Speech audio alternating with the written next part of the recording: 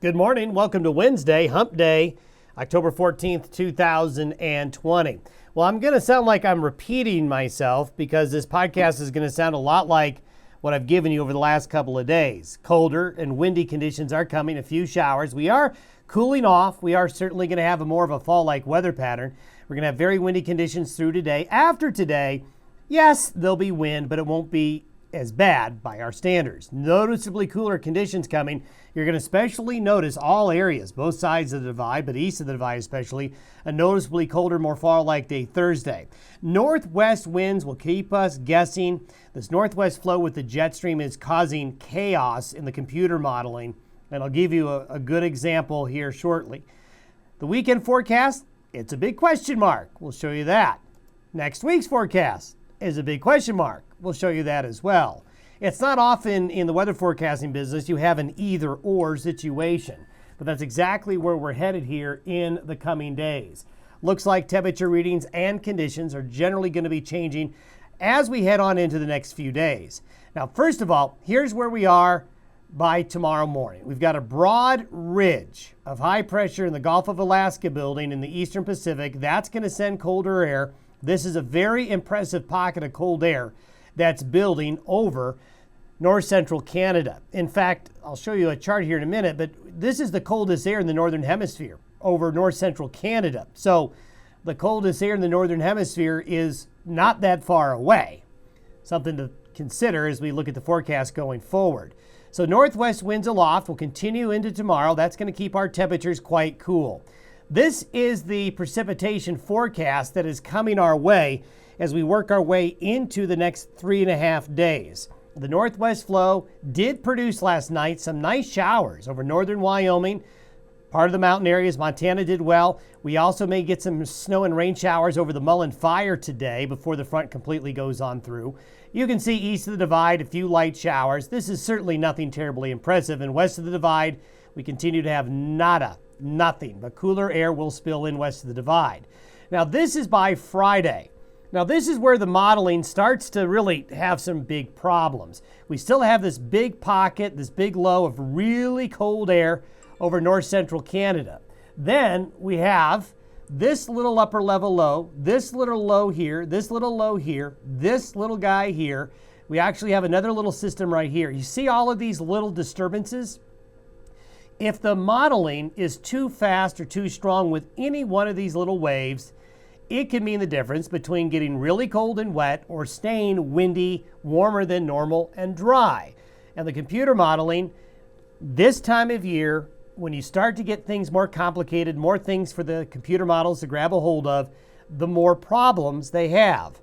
And this is certainly the case because as we talk in these podcasts, the Gulf of Alaska's weather in the cold season dominates our weather. What happens in the Gulf of Alaska and off the Pacific coast dictates whether or not we're warm or cold, wet or dry. So if the forecast up here is wrong, our forecast ends up being wrong.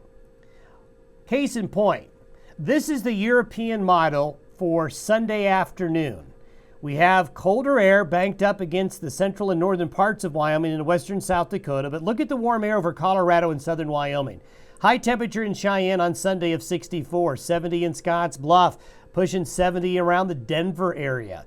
This is the European center model for Sunday. Now let's take a look at the GFS or the US model. Not just a little different, but instead of the mid-60s in Cheyenne, it's in the mid-30s. Instead of 70 in Scotts Bluff, it's 31. Instead of temperatures near 70 in Denver, it's only 50. European model, American model, Canadian model. Canadian model, mid-60s and near 70 degrees, much like the European. Your forecast that you get on your phone, the forecast that you get on websites is all based on this model right here, with a few exceptions. It's a global forecast system. So what I'm showing you is don't look past the forecast past Saturday right now. Honestly, no one's going to give you a good forecast with this much disparity. Now, as we go a little bit further on, we see big changes in the way the jet stream pattern behaves, and most noticeably, the Gulf of Alaska. So why is the American model, the GFS, so much warmer and drier? Well, first of all, it's got the cold pocket more north up towards the northern part of Hudson Bay. It does not have a strong ridge of the Gulf of Alaska. It's got a little bit of a ridge coming on in, but not a big one. But as we work our way into the forecast period, this is next Wednesday, all it shows is a weak cool front coming through. This is a warmer, windy pattern. Certainly temperatures may be close to average, but really nothing exciting. This is the Canadian model. Notice this pocket of cold air is more west-southwest, and we have a stronger ridge in the Gulf of Alaska carving out a bigger trough coming in the middle of next week. That's the European model. The European model shows a big ridge pushing up higher. The higher this ridge pushes up, the more cold that comes south. So the European model is advertising a big change in the weather by the middle of next week to colder wintry conditions. This is a wintry pattern right here. But the American model says no. Canadian model, somewhere in between, which happens a lot. You get a middle in the road between the two solutions. So as we look forward to what the differences are, this is the European model with precipitation.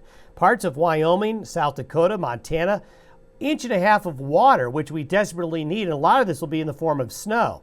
There it is. Now this is all based on the European model. This is the American model. Almost nothing in central and southern Wyoming, nothing in Colorado. All the moisture is locked up in Montana, the Dakotas, and areas well to our north. These are the temperatures forecast for next Thursday based on the European model. The cold air spills west of the divide. It goes east of the divide. We have temperatures 30 to nearly 40 degrees below average by next Wednesday. If you believe the European model, winter is going to come in with vengeance next week. If it's wrong, the American model is correct, which is possible, then it's not going to be nearly as cold. So that's why we're warning you on these long-range forecasts until things settle down and the models get a better handle of the Pacific, especially that Gulf of Alaska region, until they get a better idea of what's going on. We'll not have a good confidence level for the forecast. You know, a lot of people say, well, why are we looking at these huge differences in the models? Why should they all basically say the same thing? I'm going to use a car analogy. Let's say you have a Ford. It has 4 wheels, a steering wheel, and seats, and a hood, a radio, and all the things you get in a car. You have a Porsche. It has 4 wheels, a steering wheel, a radio. Things are a lot nicer in the Porsche. Ford, well, it gets you there, but it's not as nice. These computer models, like cars, are built differently with their physics. They're built differently with their resolutions in terms of how much they try to forecast across the globe. There's a lot of little things that make computer models different, especially the longer you go in a forecast. If a model makes one error 3 days into its forecast, that error is logarithmically sent and made worse as you go further out. Some models are better than others, but I will tell you, some days the European model is right. Some days it's not.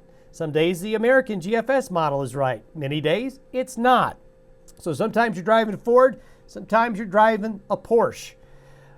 That's what makes weather forecasting so much fun and so hard around here. Another thing, the Pacific Ocean is giant. It's the biggest thing on Earth.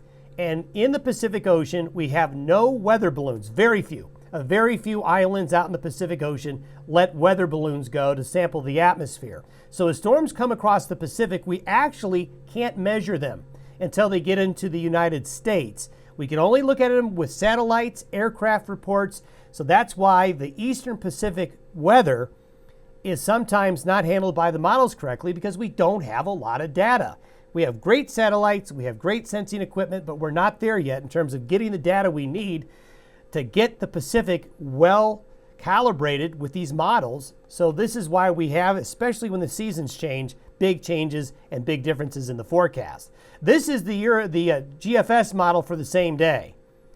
So really, really cold on Thursday of next week if the European is right. Kind of average really on the GFS model. And this GFS model here has no precipitation really of any consequence.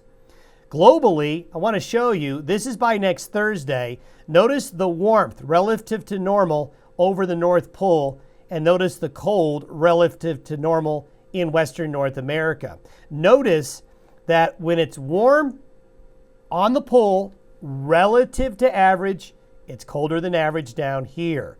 So the European model definitely showing that. And North America next week, if the European is right, will be the coldest place in the Northern Hemisphere, at least when you talk relative to averages. So I threw a lot at you today. Have yourself a good Wednesday. We'll talk to you on Thursday.